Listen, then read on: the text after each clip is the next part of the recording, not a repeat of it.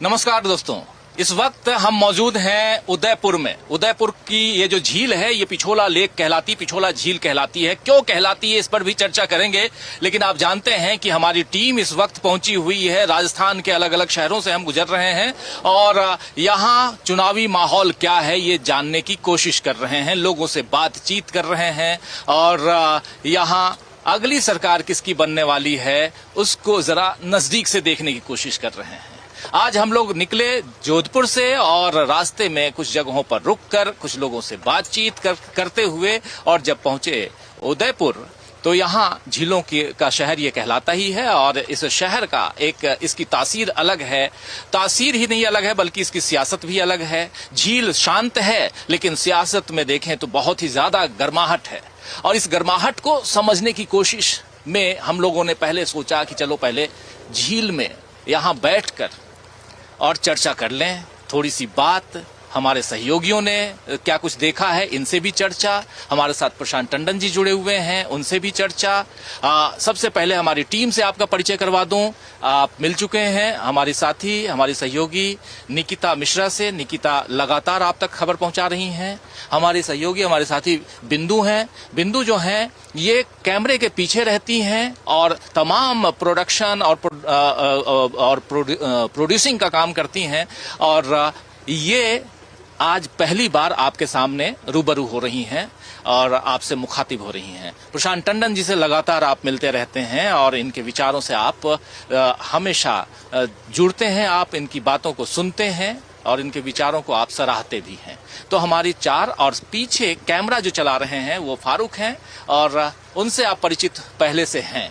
तो हम लोगों की ये 5 लोगों की टीम इस वक्त यहाँ है उदयपुर में और उदयपुर में क्या कुछ होने वाला है और यहाँ से जयपुर तक का सफर, सियासी सफर, वो क्या कुछ किस दिशा में जाने वाला है ये समझेंगे। तो सबसे पहले प्रशांत जी आपके पास ही आना चाहता हूँ और आपसे जरा समझूं जयपुर से उदयपुर तक और इस सफर में, जयपुर न कहें बल्कि ये कहें कि हम दिल्ली से लेकर उदयपुर तक का जो सफर है, इस सफर में अभी तक अगर एक लाइन में पूछा जाए कि ये चुनाव किस दिशा में जा रहा है तो क्या कहेंगे? एक लाइन में अगर मैं कहूँ तो 50-50 यानी कुछ भी हो सकता है वाला चुनाव ये दिखाई दे रहा है।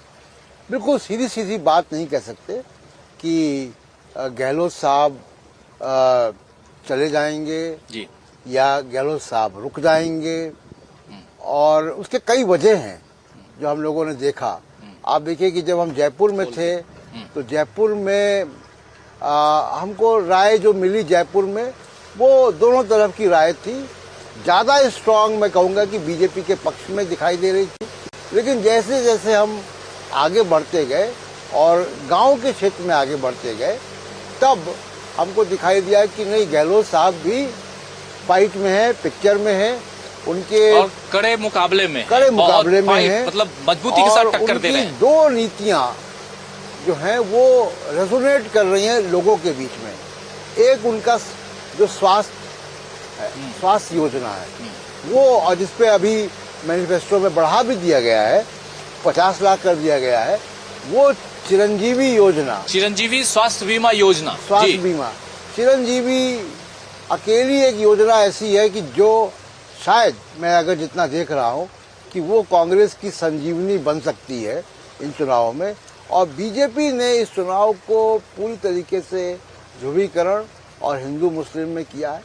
मैं आगे जब बात होगी तो और भी बताऊंगा, क्योंकि आज जब मैं उदयपुर पहुंचा हूं, हम लोग जोधपुर से उदयपुर आज अभी थोड़ी देर पहले ही आए हैं और आते ही जब होटल में घुसे और अखबार देखे स्थानीय तो फिर चौंक गया। जी, आपके हाथ में अखबार भी है, जरा समझना चाहता हूँ कि अखबार आप स्पेशली लेके आए हैं प्रशांत जी, और क्यों चौंके आप जरा बताइए, क्योंकि एक नहीं 2 अखबार आपके हाथ में है। ये दोनों अखबार हैं और मैं देखिए ये अखबार और इसमें जो अखबार में जो खबरें हैं वो कन्हैया लाल के, जो उदयपुर के कन्हैया लाल का हत्याकांड हुआ था उसकी खबरें हैं और तमाम सारी वो खबरें हैं जो हिंदू मुस्लिम वाले फ्लेवर की खबरें हैं और सांप्रदायिकता को बढ़ावा देने वाली खबरें, उनको सबको एक साथ इकट्ठा करके अखबार बनाया गया है। ये अखबार नुमा है बहुत छोटे लेंस लगा के आप देखेंगे अगर तो एक्सपोज दिखाई कर देगा। पाए, अगर जूम कर पाए तो दिखा देख दीजिए जरा। लीजिए इसको देखिए, और आप इसको लेंस लगा के देखेंगे तो बहुत छोटे यानी 7 या 8 फॉन्ट में लिखा गया है विज्ञापन है जी। ये। और नीचे जी। आप देखिए कि बीजेपी का विज्ञापन है जो कह रहा है कि राजस्थान की फेल सरकार को हटाएं, कमल पर बटन दबाएं, भाजपा को जिताएं कमल का फूल। और ये पूरा रंगा हुआ है अखबार केवल और केवल हिंदू मुस्लिम वाली खबरों से। ये विज्ञापन है। देखिए राजीव जी, आप भी जानते हैं, हम लोग जानते हैं कि इस तरीके के विज्ञापन, और ये केवल दैनिक भास्कर की बात नहीं है, ये देखिए राजस्थान पत्रिका है, दूसरा बड़ा अखबार है राजस्थान का, और इसमें भी ये खबर है। विज्ञापनों में ये खबर, चुनाव आयोग में जाते हैं विज्ञापन राजीव जी। मैं एडवर्टाइजिंग कोड की बात नहीं कर रहा हूँ, एडवर्टाइजिंग कोड के मुताबिक तो है ही ये गलत, लेकिन इस तरीके के कोई भी पॉलिटिकल पार्टी चुनाव के दौरान अगर विज्ञापन देती है तो विज्ञापन चुनाव आयोग में जाता है, चुनाव आयोग इसको अप्रूव करता है जी कि ये छपने लायक है कि नहीं है। बिल्कुल सही कह रहे हैं आप। उसकी कीमत तय करता है बिल्कुल। और उसके बाद वो अखबार और पब्लिकेशन भी बताना पड़ता है पॉलिटिकल किस पब्लिकेशन को दे रहे हैं। किस पब्लिकेशन को रिलीज ये ऑर्डर जो विज्ञापन है दे वो रहा है। उसके बाद ही आता है। और रिलीज, चूंकि दोस्तों आप जानते हैं कि डीवी लाइव का अखबार भी है देशबंधु, और हम भी चुनावों के दौरान विज्ञापन छापते ही हैं। प्रशांत जी आप बेहतर जानते हैं। और जो प्रक्रिया है, जो प्रशांत टंडन जी बता रहे हैं, वही प्रक्रिया है कि चुनाव आयोग अप्रूव करता है कंटेंट को, कि आप एडवर्टीजमेंट में किसी भी रूप से किसी का दोषारोपण उस ढंग से नहीं करें कि कम्युनल मामला आए। आप हार्मनी जो है अपने यहाँ की उसको बरकरार रखें, लेकिन क्या इस विज्ञापन को, इसको मान लिया जाए विज्ञापन है, तो क्या इस विज्ञापन के जरिए उस चीज को एक सौहार्द रूप का जो वातावरण जो होना चाहिए उसको बरकरार रख पा रहे हैं? अगर देखेंगे तो बिल्कुल नहीं रख पा रहे हैं। तो एक सवालिया निशान चुनाव आयोग के ऊपर। और ये मॉडल कोड ऑफ कंडक्ट की अवहेलना है, चुनाव आयोग की जो दिशा निर्देश है उनकी है। और चुनाव आयोग अभी तक तो मैं ये कह रहा था लेकिन सबसे बड़ी बात है कि ये मॉडल कोड ऑफ कंडक्ट जो है उसकी अवहेलना कर कौन रहा है? चुनाव आयोग कर रहा है, खुद चुनाव आयोग कर रहा है। क्योंकि चुनाव आयोग को ये विज्ञापन चुनाव आयोग की नजर से कैसे निकला और कैसे सारे अखबारों में छप गया उदयपुर में, ये बड़ा आश्चर्यजनक बात है। और ये तो बीजेपी जो मैं कह रहा था कि केवल सांप्रदायिक कार्ड में खेलकर इसको राजस्थान के चुनाव में उतरी है, और उसके सामने 7 वादे हैं, कांग्रेस के 7 गारंटियां हैं। उस पर अब देखते हैं कि ये जो बिल्कुल कार्ड है वो कितना चलता है। बहुत बड़ी बात आप बता रहे हैं। और देखिए हम लोग चर्चा कर रहे हैं दोस्तों, इस वक्त हम उदयपुर में हैं। जो साथी बाद में जुड़े हैं, जो साथी बाद में इस कार्यक्रम को देख रहे हैं, उसके लिए ये जानकारी जरूर दे दूं कि उदयपुर की ये पिछोला झील है। पिछोला झील के अपने कुछ इसकी ऐतिहासिक पृष्ठभूमि है, और अलग अलग देखिए ये भी होटल है, ये होटल ताज है, ताज लेक प्लेस। इसके पीछे वो होटल लीला पैलेस है ना, वो देख रहे हैं हम। और इस साइड ये क्या है जरा, ये सिटी पैलेस है, ये जरा दिखाइए। सिटी पैलेस का जो पीछे का एरिया है वो है पैलेस, आप जानते हैं। और ये पूरा का पूरा ये लेक, और इसमें हम चर्चा कर रहे हैं चुनावी गर्मा गर्मी सियासत की चर्चा। ये वो होटल है जहाँ पे डेस्टिनेशन मैरिजेस के लिए बहुत मशहूर है। बिल्कुल, फिल्मी सितारों की और उद्योगपतियों की शादियां, यहाँ बहुत सैकड़ों करोड़ की शादियां इन पैलेसेस में होती हैं। जी बिल्कुल। यहाँ सैकड़ों हजारों करोड़ की शादियां होती हैं, और अलग अलग जगहों पे से लोग आते हैं। और फिल्मी सितारों के लिए तो बहुत ही ज्यादा डेस्टिनेशन वेडिंग और दूसरे भी कार्यक्रम करते हैं लोग। मुझे लगता है अंबानी के यहाँ की भी एक शादी यहाँ हुई थी। पीछे एक मंदिर भी है, उस मंदिर में शादी होती है ज्यादातर।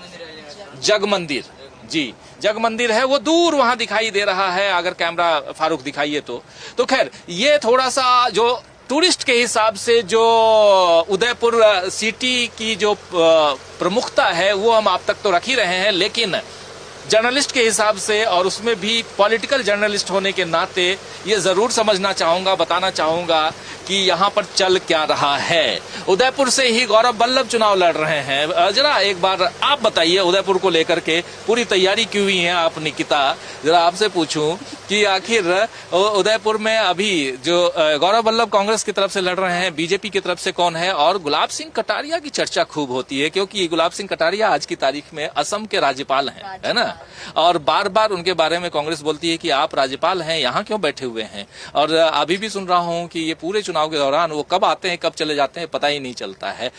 लेकिन ओवरऑल यहाँ का जो सियासी गणित है वो क्या है? सबसे पहले तो ये है कि गुलाब चंद कटारिया को मतलब इनडायरेक्टली कहा जा रहा है कि उनको दरकिनार किया गया है। जैसे कि देखा जाए राजस्थान से वसुंधरा राजे को दरकिनार किया गया, वैसे ही गुलाब चंद कटारिया को उदयपुर से दरकिनार किया गया है। और दूसरी जगह अभी जो बीजेपी ने यहाँ पे प्रत्याशी अपने उतारे हैं वो ताराचंद जैन हैं, उनके लिए भी बहुत ज्यादा मारामारी हुई थी, बहुत बागी हुई थी बीजेपी। सबसे हॉट सीट माना जाता है ये उदयपुर, और उदयपुर में बीजेपी में जो बगावत की खबरें आए दिन आ रही थी वो ताराचंद जैन को लेकर के आ रही थी, क्योंकि गुलाब चंद कटारिया का जो नजदीकी था, ये माना जा रहा था कि गुलाब चंद कटारिया के टिकट कटने के बाद गुलाब चंद कटारिया के नजदीकी को किसी को टिकट मिलेगा, जो कि उतरा था पारस सिंधवी का, मगर टिकट कट करके या फिर उन्हें टिकट नहीं दे करके उन्हें महापौर बना दिया गया नगर निगम का।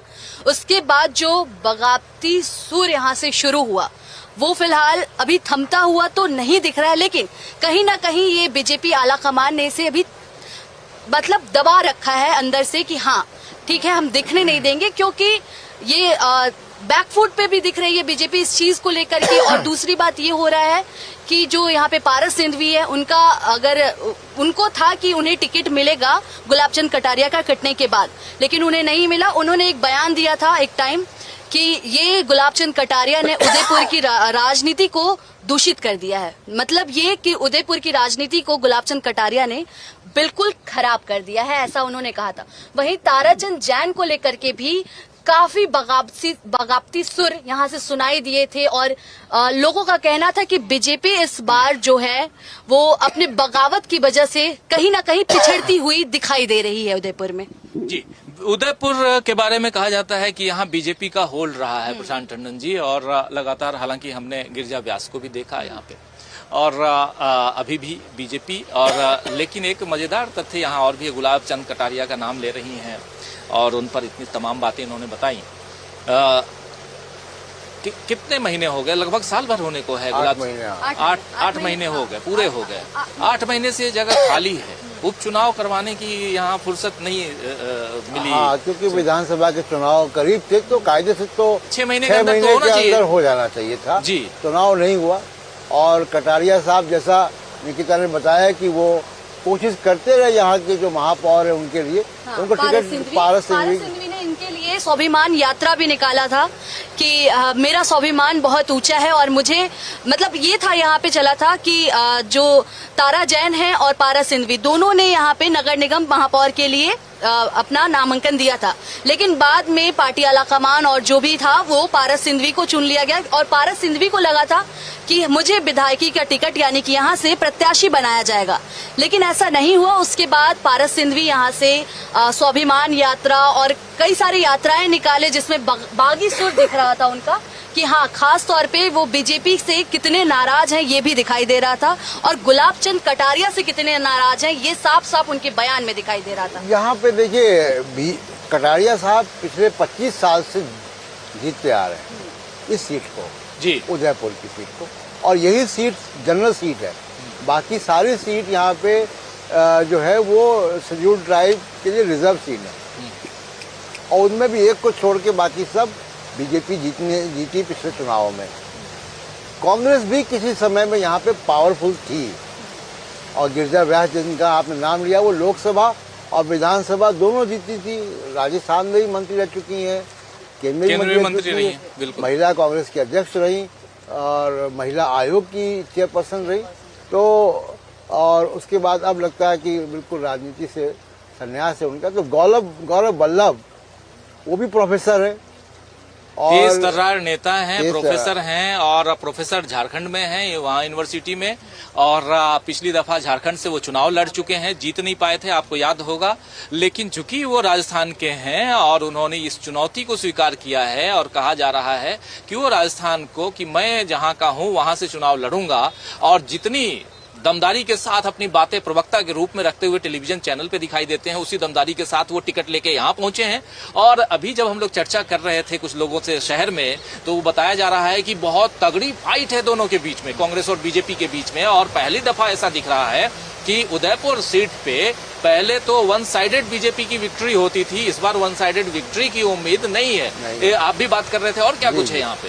तो ये कांटे की टक्कर या मतलब गौरव वल्लभ फाइट दे रहे हैं, ये बड़ी बात है। क्योंकि कांग्रेस का यहाँ पे लंबे समय से 25 साल से करीब जो है वो गुलाब चंद कटारिया MLA रहे हैं जी। तो मुश्किल सीट होगी कांग्रेस के लिए निकालना। लेकिन बागी अगर काम कर गए, बागियों की स्थिति ये है कि बीजेपी का कि 25-22 करीब बागी हैं। कल हम लोग चित्तौड़गढ़ जाएंगे, चित्तौड़गढ़ में भी बागी हैं जी। वहाँ योगी साहब आए थे, वो बागियों को मनाने की कोशिश भी कर रहे थे। लेकिन बागी खेल बिगाड़ेंगे बीजेपी का। और राजस्थान के बारे में एक बड़ी मजेदार बात यहीं पे आने वाला था मैं, क्योंकि हम उदयपुर की बात तो कर ही रहे हैं, लेकिन ओवरऑल राजस्थान, चूंकि हम ऑलरेडी पिछले 3-4 दिनों से यहाँ पे हैं राजस्थान को, और सैकड़ों लोगों से मिल चुके हैं, प्रशांत जी आप भी, हम भी, हमारे दोनों सहयोगी सब लोग। अब क्या कुछ दिखाई दे रहा है राजस्थान में? जो योजनाएं हैं, अशोक गहलोत की योजनाओं को लेकर लोग क्या बात कर रहे हैं, और उसके अलावा जो फाइटर्स हैं बीजेपी की तरफ से, वो क्या कह रहे हैं, जरा वो बताइए। हमारे दर्शकों तो के लिए बहुत इंटरेस्टिंग है ये। रिबेल जो है वो खेल बिगाड़ सकते हैं। और देखिए यहाँ पे जिस तरीके का अभी सीन लग रहा है, पॉलिटिकल सीन, पिछली बार की तरीके से शायद ज़्यादा फासला ना रहे, और बड़ी नेक एंड नेक फाइट अगर होती है, और नेक एंड नेक फाइट में अगर हंग असेंबली आती है या हंग असेंबली जैसा कुछ होता है, तो फिर निर्दलीय उम्मीदवारों की वक़्त बढ़ जाती है। और राजस्थान निर्दलियों को काफ़ी भरोसा रखता है। आमतौर पे वही निर्दलीय जीत कर आते हैं जो बागी होते हैं या पार्टी के एक्टिव मेंबर होते हैं, उनको टिकट नहीं मिला होता है। और 13 पिछली बार जीत कर आए थे, उसमें से 10 कांग्रेस के बागी थे, जो बाद में अब कांग्रेस के टिकट पर चुनाव लड़ रहे हैं। तो बागियों का या निर्दलियों का बड़ा एक इम्पॉर्टेंट रोल राजस्थान की राजनीति में रहा है। दूसरी बात देखिए, मुद्दों की बात जहाँ तक की जाए, जो हमने देखा कि मुद्दे यहाँ पे गैस का सिलेंडर, यानी जो योजनाएं हैं गहलोत की, वो है। मैं राजीव जी मध्य प्रदेश भी गया था, मध्य प्रदेश में बड़ी क्लियर एंटी इनकम्बेंसी दिख रही है बीजेपी सरकार के, हाँ, शिवराज सिंह चौहान के खिलाफ, उनके खिलाफ जी। यहाँ पे गहलोत सरकार के खिलाफ एंटी इनकम्बेंसी नहीं दिखती है ज़्यादा। बात ज़्यादातर लोग ये करते हैं कि हम तो बदलते हैं, रिवाज है बदलने का। और लेकिन वो रिवाज क्या पता केरल में टूटा, उत्तर प्रदेश में टूटा, उत्तराखंड में टूटा, तो ये रिवाज तो मीडिया का में चर्चा ज़्यादा होती है, जनता कुछ और ढंग से कभी कभी सोचती है। मैं जो बात कह रहा था कि गहलोत की जो पॉलिसीज़ हैं उनका इम्पैक्ट है। और आज सुबह की घटना, हम सब साथ में थे और हम जा रहे थे, हमने चाय की दुकान पे कुछ लोगों को बैठे हुए देखा, थोड़ा आगे निकल के फिर गाड़ी बैक करके हम लोग वापस आए वहाँ पे और बात की लोगों से। और निकिता ने बात की है, निकिता से पूछिए कि उन्होंने क्या बात की है। जी निकिता, क्या, क्योंकि बहुत मजेदार बातें हो रही थी उस समय, मैं तो चाय की चुस्कियों में खोया हुआ था, क्योंकि सुबह का वक्त और ठंड यहाँ ठीक ठाक हो जाती है रात को और सुबह, और खासकर जब आप कुछ उदयपुर की तरफ बढ़ेंगे तो ठंड ज्यादा हो जाती है। तो क्या कुछ आप बात कर रही थी, जरा बताइए। बात तो वही हुई थी जैसा कि प्रशांत जी ने बोला कि जो कांग्रेस की स्वास्थ्य योजना है वो असल तौर में राजस्थान की जनता के लिए चिरंजीवी बूटी का काम कर रही है, क्योंकि ऐसा राजस्थान की जनता के संजीवनी बूटी, संजीवनी हाँ, संजीवनी बूटी की जैसा काम कर रही है, और संजीवनी तो वैसा काम कर रही है क्योंकि हमने जब बात किया तो वहाँ पे एक कैंसर पेशेंट थे। उन्होंने कहा कि गहलोत सरकार के जो स्वास्थ्य योजना चल रहा है उसके थ्रू मेरा इलाज हो रहा है और अभी तक मुझे बहुत मदद मिली है। और वहाँ मैं आपको बता दूं कि वो पाली जिला का सुमेरपुर विधानसभा क्षेत्र था जहाँ पे बात हुई। और अब वो सबसे दिलचस्प बात ये थी कि वहाँ पे फिलहाल में बीजेपी के प्रत्याशी मतलब बीजेपी के कैंडिडेट वहाँ से जीते हुए थे 2018 में और अभी फिलहाल में बीजेपी के ही वहाँ पे एमएलए हैं। और उस माहौल में अगर सुनने को मिल रहा था कि कांग्रेस फिर से, और यही सुनने को मिल रहा था कि गहलोत सरकार के काम से हम बहुत खुश हैं, उनकी योजनाओं से हम बहुत भावुक थे और पूरा परिवार उनका बीजेपी को वोट देता रहा है। हाँ। इस बार उन्होंने कहा कि हमारी जान बची है। हाँ। हम बड़ा एहसानमंद हैं और गहलोत साहब की बड़ी तारीफ करते हैं। इसलिए मैं कह रहा हूँ कि वो गाँव के अंदर, बिल्कुल एक गाँव था वो जहाँ पे हम लोग थे, और उस इंटीरियर गाँव के अंदर अगर ये बात आपको सुनने को मिल रही है तो इसका मतलब है कि इसका इम्पैक्ट है और लोगों को वाकई लाभ हुआ है, क्योंकि हम रैंडमली रुक गए थे, वहाँ कोई ऐसी योजना नहीं थी। बिल्कुल सही आप कह रहे हैं। और जहां तक मुझे ख्याल आ रहा है कि बूसी गांव पाली जिले का वो बूसी गांव है सुमेरपुर विधानसभा क्षेत्र में, और जो साथी उस एरिया के होंगे वो समझते होंगे। और 6 बार के बीजेपी के विधायक को टक्कर देते हुए वहां कांग्रेस के प्रत्याशी, और सबसे बड़ी चीज जो अभी निकिता बता रही हैं, प्रशांत टंडन जी बता रहे हैं, सबसे बड़ी बात यही कि चिरंजीवी योजना के कारण एक इंसान के पिता की जान बचती है, कैंसर का इलाज करवा पाते हैं वो, और इसीलिए उसने ये कहा कि हम पूरा परिवार इस बार बीजेपी को नहीं बल्कि कांग्रेस को वोट देंगे। तो इसका मतलब है प्रशांत जी कि ये योजना घर घर तक, गांव गांव तक पहुंच चुकी है अभी तो तक। मैं यही बात कह रहा था राजीव जी कि देखना होगा 3 दिसंबर को जब हम लोग चर्चा करेंगे दिल्ली में बैठकर कि हिंदू मुस्लिम कार्ड चला कि विकास और योजनाएं और कल्याणकारी योजनाएं चली। ये बड़ा सवाल आप कह रहे हैं, क्योंकि देखिए इससे मेरे दिमाग में एक बात आती है। विकास की बात करके प्रधानमंत्री नरेंद्र मोदी अपनी सरकार की गति को और तेज करते हैं, कहते हैं कि डबल इंजन की सरकार लाओ, विकास को आगे हम लेके जाएंगे, आपको विकसित राज्य बनाएंगे कहते हैं। लेकिन दूसरी तरफ अगर ये बात, विकास की बात को अगर फिट किया जाए यहाँ पर अशोक गहलोत के उस पे की योजनाओं के साथ, क्योंकि न सिर्फ अशोक गहलोत 25 लाख, अब उसको 50 लाख कर दिए स्वास्थ्य बीमा योजना, उसके अलावा 10 लाख रोजगार की बात उन्होंने की है इस घोषणा पत्र में। 10 लाख बेरोजगारों को रोजगार देना, महिलाओं को हर साल 10,000 रुपए देना, 400 रुपए में गैस सिलेंडर देना, किसानों की कर्ज माफी करना, ऐसी तमाम बातें, तमाम गारंटियां हैं। और उसके साथ साथ प्रदेश को विकास के रूप में विकसित राज्य बनाना।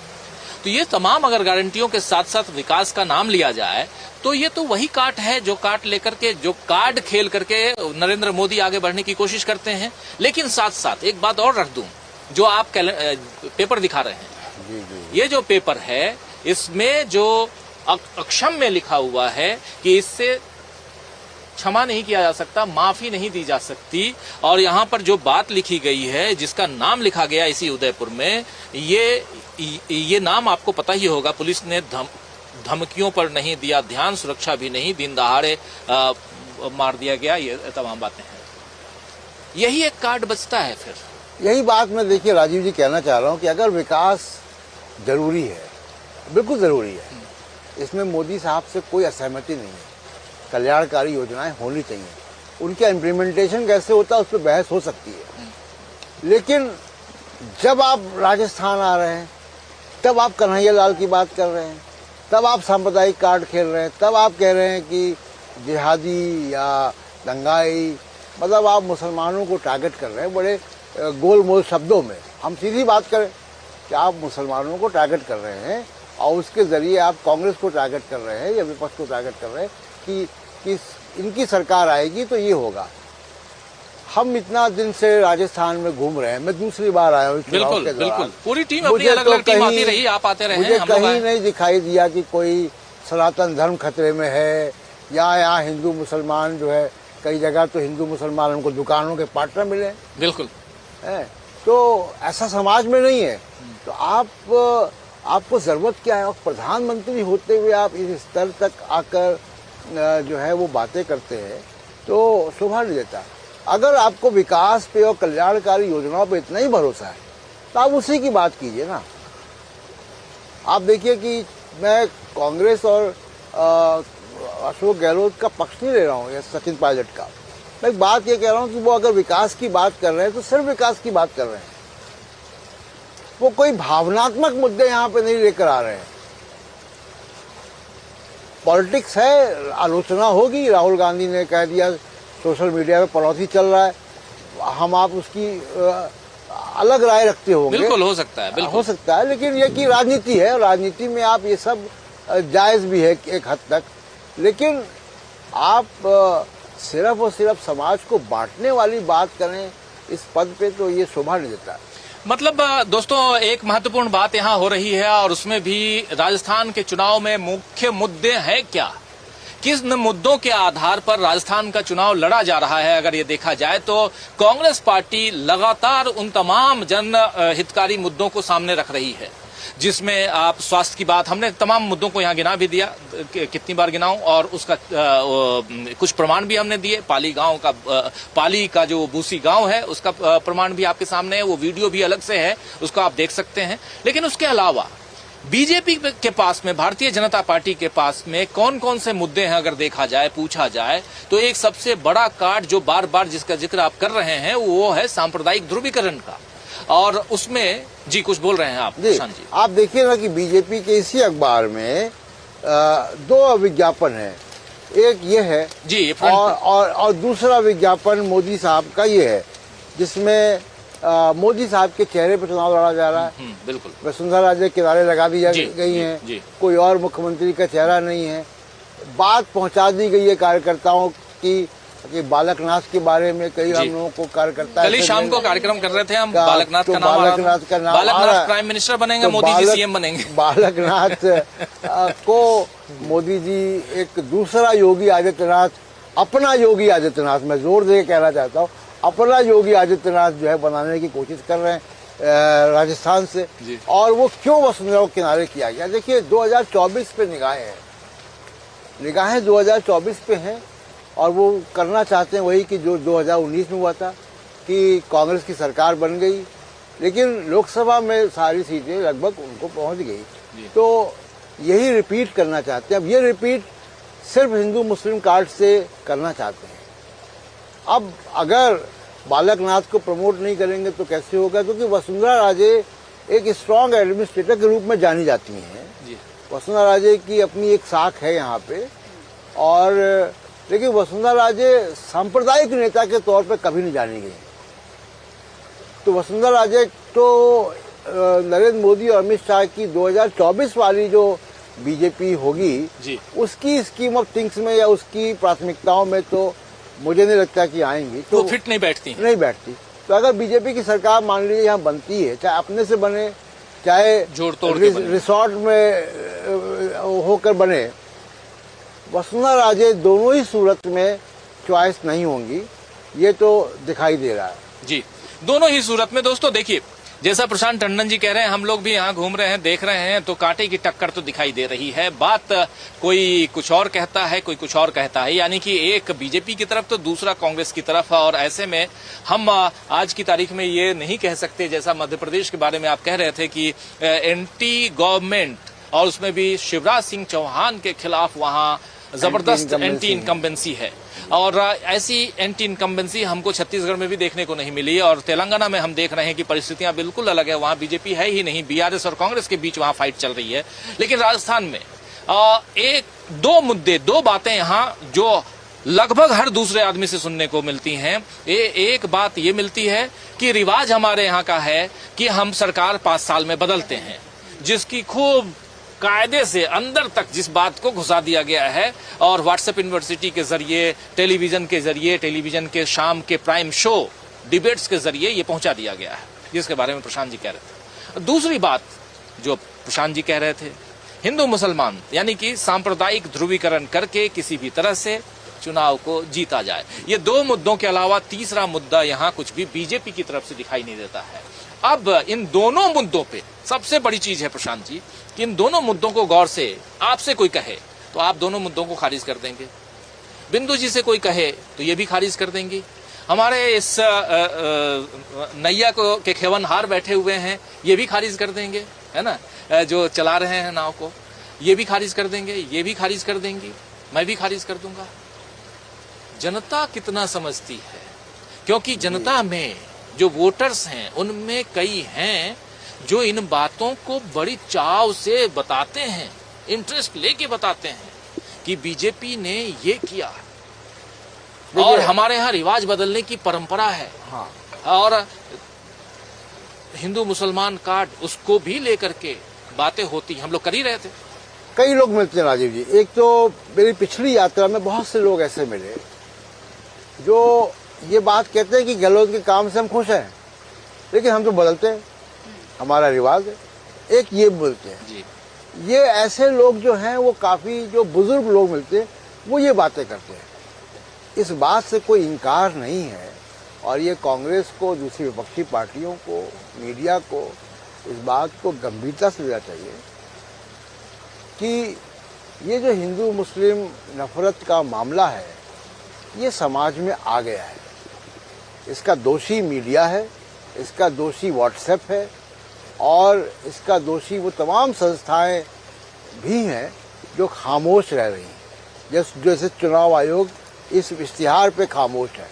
तो लेकिन जो भी बात है, समाज के अंदर ये नफरत आ गई है, और कई बार कभी जो ज़्यादा चिंता की बात है कि युवाओं के अंदर आ गई है, जिनको कल इस देश को संभालना है, जो कल के डीएम और सुपरिटेंडेंट पुलिस है, प्रोफेसर होंगे या राजनेता होंगे, वो कैसे इस देश को चलाएंगे, इस संवैधानिक ढांचे को चलाएंगे, बड़ा सोच की चिंता होती है। और ये चिंता तमाम लोगों को करनी चाहिए कि समाज में ये बातें आ गई हैं। और कई बार उनसे कल भी बात हो रही थी रात में, देखिए जी, परसों भी हम लोगों को रात में मिले, लाइव में भी आ गए। आप उनको कुछ समझा नहीं सकते, वो आंकड़े या फैक्ट या कुछ सुनने को तैयार नहीं है। जी बिल्कुल। वो एकदम एक तरीके से समझिए कि एक नशा है। वो नशा उनको व्हाट्सएप के जरिए और प्राइम टाइम की मीडिया डिबेट के जरिए पिला दिया गया है, और उन्होंने आंख बंद करके पी लिया है। इसको समझना होगा कि ये समाज को कहाँ ले जाएगा। देखिए, चुनाव में कोई पार्टी हारती, कोई जीतती है, सरकार बनती है, गिरती है, ये प्रक्रिया है लोकतांत्रिक की। लेकिन अगर समाज बढ़ जाएगा तो देश के लिए बड़ा चिंता की बात होगी। जी बिल्कुल, समाज अगर बढ़ जाए तो देश के लिए बहुत चिंता की बात है। जिस झील में हम लोग हैं, इस झील का नाम है पिछोला झील, पिछोला लेक, और 4 किलोमीटर की लंबाई और 3 किलोमीटर की चौड़ाई वाली ये झील, और लगभग 15 फीट गहरी झील का पानी जो है बहुत मीठा है। और इसके चारों तरफ इर्द गिर्द आप देख रहे हैं कि अलग अलग 5 स्टार होटल और रॉयल राज दरबार भी यहाँ है, जो पुराने ज़माने में, और वो भी अंग्रेज़ों के ज़माने से बनाया गया। लेकिन उस समय हमारे देश में आज़ादी की लड़ाई चल रही थी। 1929 का या 1939 की बात है, जब इस झील और इसके आसपास की इस बनावट को बुना जा रहा था। और वैसे में यहाँ हम आज इसी झील में इस नाव पर सवार होकर आप लोगों के बीच हमारी टीम के साथ चुनावी चर्चा कर रहे हैं, सियासत में क्या कुछ हो रहा है। जितना मीठा पानी इस झील का है, क्या यहाँ की सियासत भी उतनी ही मीठी है? क्या यहाँ की राजनीति में उतनी ही मिठास घोली गई है? इस सवाल का जवाब अगर मैं आपसे पूछूं तो आप कहेंगे बिल्कुल नहीं। और ये यहाँ की बात नहीं है, या इस झील की, इस शहर की, राजस्थान की, इन सब की बात नहीं। इस देश में जो मिठास घोली जानी चाहिए समाज में, वो मिठास नहीं है, और हमको उस मिठास की तलाश करनी पड़ती है। प्रशांत जी, हम कई जगह जाते हैं और बात करने की कोशिश करते हैं, तो जो उत्तर प्रदेश में 80-20 की बात हुई थी, वो धीरे धीरे वो बंटवारा समाज में दिखने लगा है, और ये तकलीफदायक है। आप याद कीजिए, हम लोग जब कर्नाटक के चुनाव को कवर करने के लिए वहाँ गए थे, और कुछ साथियों को याद होगा कि एक ढाबे पर हम लोग रुके थे, और एक यंग लड़की थी जो कॉलेज में पढ़ती है, उससे भी बात हो रही थी। तो ऐसे जो यूथ विंग हैं, अभी हवा महल के पास, राजस्थान के जयपुर में हवा महल के पास आप चर्चा कर रहे थे एक लड़के से जो यूपीएससी की तैयारी कर रहा है, और वो जो दलीलें दे रहा था कहीं से बात पचने वाली नहीं थी, लेकिन ऐसी बातें भी आज घर कर गई हैं। और ऐसे में इस सियासत की दिशा को कहाँ ले जाया जाए, कैसे? हम तो पत्रकार हैं, हम लोग जागरूकता फैला सकते हैं, उसके अलावा कुछ नहीं। जो सच्चाई है, इस पानी, इस झील का जो पानी है वो मीठा है कि खारा है ये बता सकते हैं, ये इतना ही कर सकते हैं। लेकिन इसका उपयोग आपको करना है। आप मीठे पानी का उपयोग करना चाहते हैं कि खारे पानी का करना चाहते हैं, ये तो आपको तय करना है ना। समाज क्या तय कर पा रहा है, कैसे देख रहे हैं समाज? देखिए, एक मुहावरा या एक बात हम लोगों ने सबने सुनी है, और वो अंग्रेज के शासन से वो पैदा होती है कि अंग्रेज की नीति थी बांटो और राज करो। और हमारा जो आज़ादी का आंदोलन था उसने ये कहा कि हम नहीं बटेंगे, और जब वो आज़ादी का आंदोलन अपनी परवान चढ़ता है तो अंग्रेज यहाँ से भाग जाता है। तो बांटो और शासन करो की जो नीति है वो बाहर से कोई ताकत आपके ऊपर जब शासन करना चाहती है तब वो लाती है जी। और अगर समाज बटने को तैयार नहीं होता तब आपको आज़ादी मिलती है। ये हमारा हिस्ट्री बता रही है। अब कौन सी ताकतें हैं, आपको ये देखना होगा कि बांटने का कोशिश क्यों होती है। बांटने की कोशिश ये होती है कि आप जो घोषणाएं होती हैं उसकी जांच परख ना करें। आपको राशन में जिस क्वालिटी का राशन मिल रहा है उस राशन पे आप सवाल ना खड़े करें।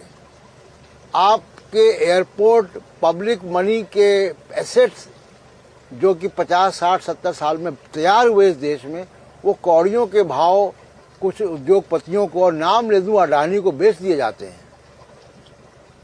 तो आप सवाल नहीं खड़े करते क्योंकि आपके सामने एक पर्दा व्हाट्सएप के जरिए और मीडिया की डिबेट के जरिए खड़ा कर दिया गया है जी। और आज ही जब हम आपसे बात कर रहे हैं तो एक खबर सुन रहे हैं कि महुआ मोइत्रा के विवाद के चलते अडानी साहब का एक प्रोजेक्ट, खबरें हैं अभी उसकी, वो खबर मैंने पढ़ी अभी कि अडानी साहब का प्रोजेक्ट वेस्ट बंगाल से खत्म कर दिया गया 25,000 करोड़ रुपए का प्रोजेक्ट है। प्रशांत टंडन जी, बिल्कुल आप सही कह रहे हैं, और थोड़ी देर पहले मैं भी उस खबर को देख रहा था। 25,000 रुपए का प्रोजेक्ट ममता बनर्जी जी ने वापस कर दिया है। अडानी साहब को बहुत बड़ा झटका है, और ये माना जा रहा है, जैसे आप कह रहे हैं, कि महुआ मोइत्रा के प्रकरण के बाद ममता बनर्जी ने बहुत बड़ा स्टेप लिया है, बहुत बड़ा कदम है ये। तो ये इम्पोर्टेंट है राजीव जी कि देश की जनता के सामने ये क्या किया है, वही काम जो अंग्रेज कर रहा था कि हमारे एसेट्स, जब हमको आज़ादी मिली है तो हमारा जो जीडीपी का, ग्लोबल जीडीपी का रेशियो था वो मतलब 1% भी नहीं था। आज हमने सब कुछ बना लिया, हमारे पास IITs हैं, IIMs हैं, इंजीनियर्स हैं, बढ़िया हमारे पास ब्यूरोक्रेसी है, एकेडमिया है, लेकिन वो तभी होता जब अगर हमने एकता नहीं रखी होती तो आज़ादी नहीं मिलती। थोड़ा सा मैं बोलूंगा 1 मिनट रोक करके, ये पीछे मंदिर है ना, जग मंदिर, जिसकी चर्चा कर रहा था। अब चूंकि हम उस मंदिर के नजदीक हैं तो थोड़ा सा और नजदीक से दिखा देते हैं। और इस मंदिर की जो सबसे प्रमुख बात है वो ये है कि यहाँ शादियां बहुत होती हैं, और ये हॉट स्पॉट कह सकते हैं और फेवरेट डेस्टिनेशन कह सकते हैं उन लोगों के लिए जिनके पास, जिनकी जेब में पैसे बहुत हैं, जो खर्च कर सकते हैं बहुत अच्छी तरह से, वो यहाँ आके शादी करते हैं और पीछे होटल्स में रहते हैं। और ये ज़्यादा पैसे वालों के लिए बहुत अच्छा है, और जिनके पास पैसे नहीं हैं उनके पास सरकार की योजनाएं हैं, उन योजनाओं पर आप भरोसा कीजिए और अपने पसंद की सरकार बनाइए। और जो लोग भी वोटिंग के दिन वोट डालने जा रहे हैं, जरूर जाइए, अपनी पसंद का की सरकार जरूर चुनिए। और जो नहीं जा रहे हैं, इधर उधर घूमने जा रहे हैं, वो भी इस बात को सुने कि वो घूमने जाएं, जरूर जाएं, लेकिन पहले वोट डालें। सुबह सुबह पहली लाइन में पहला व्यक्ति बनिए और वोट डालिए। तो ये जगह वैसी है प्रशांत जी, जहां बहुत कुछ दिखाई तो देता है, लेकिन इस रोशनी के पीछे जो अंधेरा है, दीपक तले जो अंधेरा है, उस अंधकार की चर्चा हम लोग कर रहे हैं। और वही सबसे बड़ी बात है कि वो उस अंधकार को कैसे मिटाया जाए। जी, आप इसी चुनाव में राजीव जी देखिए, ये नेता सत्ता पाने के लिए कुछ भी करते हैं, बिकते हैं, खरीदते हैं एक दूसरे को। लेकिन वोट इतनी इम्पोर्टेंट चीज़ है कि वोट के लिए राजनीतिकों को मजबूर होना पड़ रहा है 400 रुपये का सिलेंडर का वादा करने के लिए, सस्ती एजुकेशन का वादा करने के लिए। ये वोट की ताकत है। और एक वोट की ताकत कितनी होती है, इसी राजस्थान का एक मजेदार उदाहरण आपको देता हूँ। जी, सीपी जोशी जी, एक वोट से चुनाव हार गए। कांग्रेस नेता, अभी कांग्रेस अध्यक्ष है नेता विधानसभा। 2008 में विधानसभा अध्यक्ष एक वोट से चुनाव हार गए। अगर वो चुनाव नहीं हारते तो शायद गहलोत की जगह मुख्यमंत्री उस चुनाव के बाद वही होते। एक वोट से वो कैसे हार गए? जी, क्योंकि उनकी पत्नी और उनकी बेटी मंदिर में पूजा कर रही थी और वो वोट डालने नहीं गई। जी, अपने घर का ही उनको वोट अगर मिल जाता तो वो एक वोट से नहीं हारते। बिल्कुल। तो इसलिए एक वोट की बहुत कीमत है, जो आप बात कह रहे हैं कि वोट जरूर डालिए। जी, बार बार मैं ये अपील करता हूं कि अगर आप उस क्षेत्र में हैं जहां मतदान का दिन है और उस दिन छुट्टी होती है, चुनाव आयोग स्पेशली कंपलसरी छुट्टी की घोषणा करता है, और इसलिए कई लोग जो हैं पढ़े लिखे, जेब में पैसे, अच्छी कमाई, अच्छा रोजगार, तो वो निकल लेते हैं घूमने के लिए। लेकिन वोट डालिए, वोट डाल करके ही आप कहीं भी घूमने जाइए, बहुत जरूरी है। और अभी से 2 दिन बाद यहाँ भी वोटिंग है और इसलिए भी जरूरी है। और एक वोट की कीमत क्या होती है वो प्रशांत बाबू बता रहे हैं। जी, कि उनकी पत्नी और बेटी मंदिर में पूजा कर रही थी, वोट डालने नहीं गई। पूजा उनके जीतने के लिए कर रही थी और वो हार गए एक वोट। जी, तो वही है। तो एक वोट की कीमत जरूर समझिए और अपनी सरकार चुनिए। हम लोग चर्चा ऐसे ही जारी रखेंगे और लेक व्यूज और यहाँ पर जो कुछ दिखाई दे रहा है वो आप तक हम पहुँचा ही रहे हैं। हमारी नजरों से, हमारे कैमरामैन फारूक की नजरों से, उनके कैमरे की नजर से इस शहर को देखिए। शहर बहुत खूबसूरत है, झीलों का शहर उदयपुर। यहाँ हम पहुँचे हैं और यहाँ के जो चुनावी माहौल यहाँ का है उसको जानने के लिए आए हैं। और हमारे नजरिए से, हमारे कैमरे की नजर से, हमारी बातों से आप समझ सकते हैं कि माहौल क्या है यहाँ का। गौरव वल्लभ के सामने क्या बीजेपी तगड़ी चुनौती दे पाएगी, ये भी हम जान रहे हैं और आप तक पहुंचाने की कोशिश कर रहे हैं।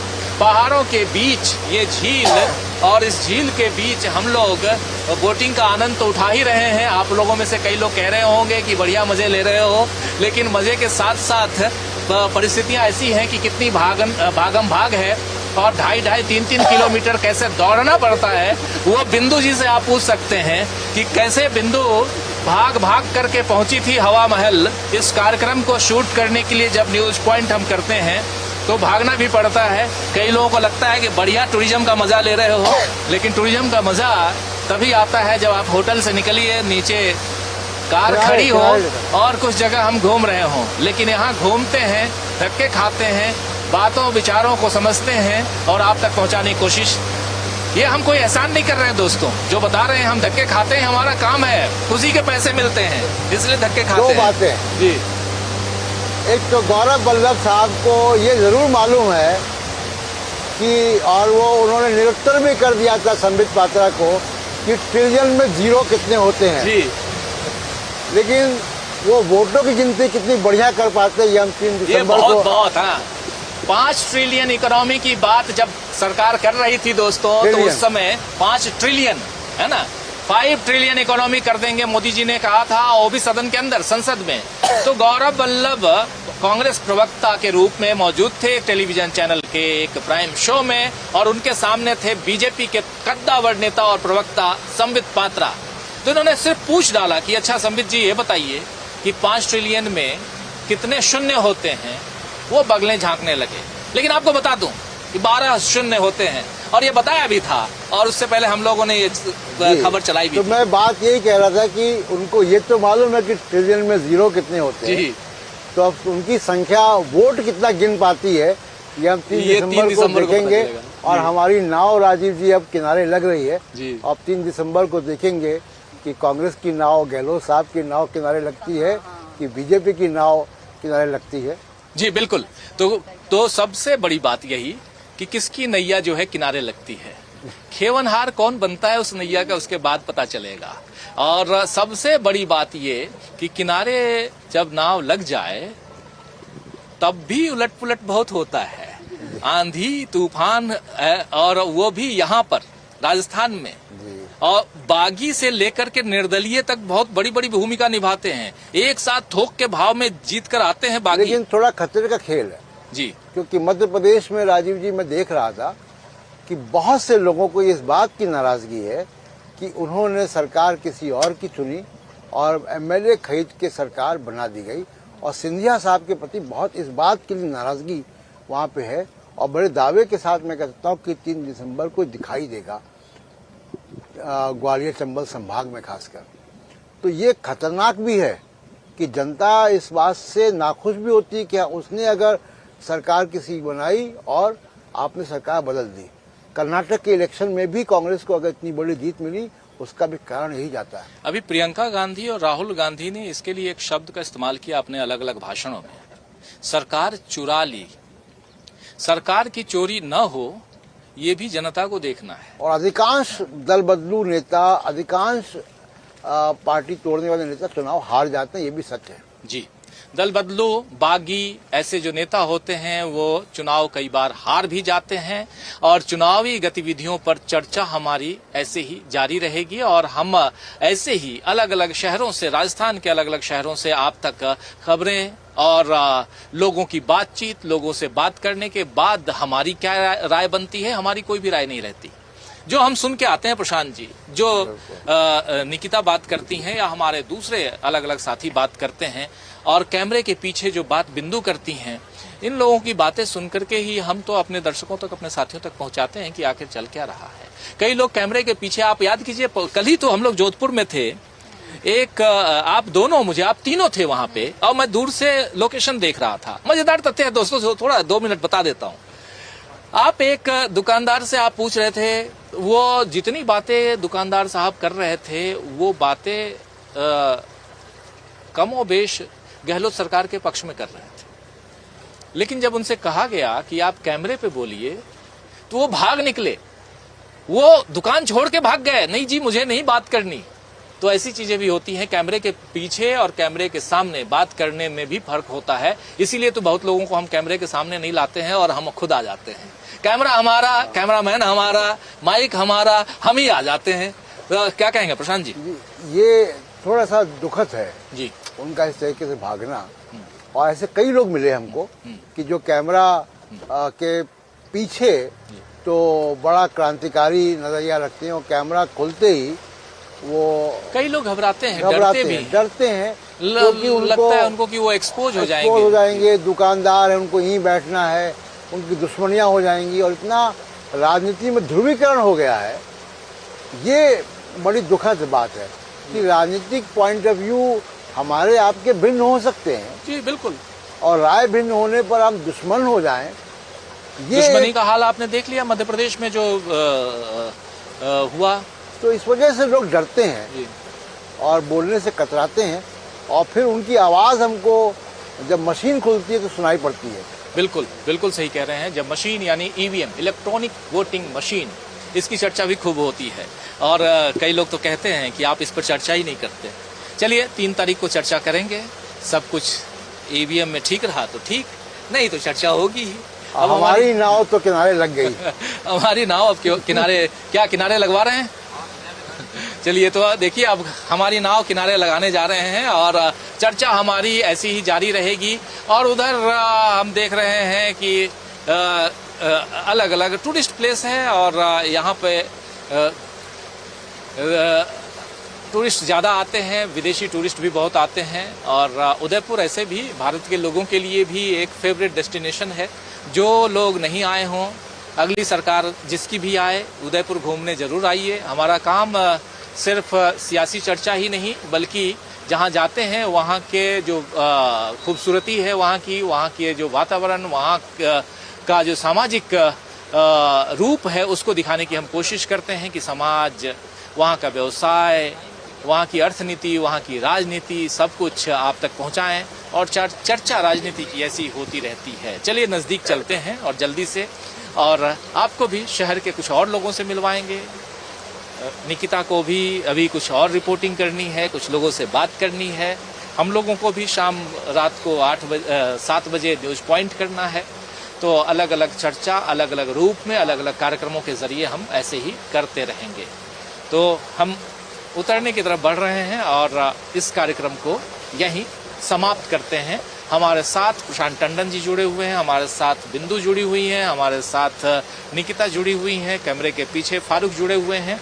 और हम 5 लोगों के अलावा इस वीडियो को जब हम यहाँ से भेजते हैं और वहाँ भी कई लोग जुड़ते हैं, मतलब वीडियो को अपलोड करना, उसको ढंग से, उसके लिए थंबनेल तैयार करना और वो उसको कायदे से आप तक पहुँचाना, इस काम में भी बहुत लोग लगते हैं। तो सबका कुछ ना कुछ रोल होता है, उसके बाद आप तक पहुँचता है। बिल्कुल उसी तरह जैसे किचन में कोई सब्जी लेके आता है, कोई काटता है, कोई बनाता है, कोई खाने की मेज तक उसे पहुंचाता है। वही काम यहाँ मीडिया का, मीडिया में भी हम लोगों का रोल होता है और हम लोग भी वही करते हैं। सियासत की चर्चा होती रहेगी, कौन यहाँ पर मोदी जी सीएम बनेंगे या अशोक गहलोत सीएम फिर से बनेंगे, ये देखना होगा। मोदी जी सीएम क्यों बनेंगे इसकी चर्चा कल हम लोग कर रहे थे, तो इसलिए ज़्यादा बात नहीं करूँगा, क्योंकि लोग ये भी कह रहे हैं कि कोई नहीं तो मोदी बन जाएंगे। देखिए क्या होता है, क्योंकि जब सांसद विधायक बन सकते हैं तो पीएम सीएम क्यों नहीं बन सकते हैं। अब देखिए किनारे हम आ रहे हैं और उतरने के लिए बहुत सावधानी बरतनी पड़ती है। उससे पहले इस कार्यक्रम को सावधानी पूर्वक समाप्त करने की इजाजत चाहता हूं और फिर हम इससे धीरे धीरे किनारे लग रहे हैं, उतरेंगे और कुछ और